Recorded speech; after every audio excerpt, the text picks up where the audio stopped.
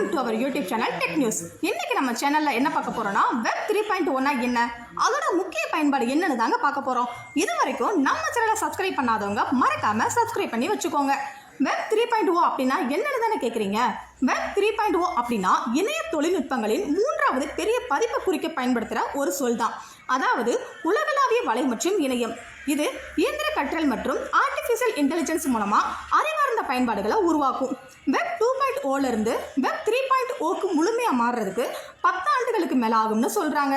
Web 3.0வோட முக்கிய பயன்பாடு என்னன்னா, வெப் 3ன் மையத்தில் பிளாக் செயின் இருக்கனால பேங்க், நிதி முதல் கல்வி மற்றும் பயணம் வரை நம்ம வாழ்க்கையின் அனைத்து அம்சங்களையும் மேம்படுத்தலாம்.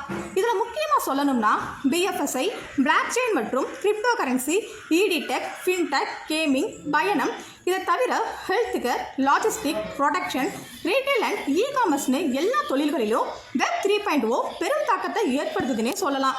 இது மாதிரி இன்னொரு தகவலோட உங்களை சந்திக்கிறேன். Bye friends.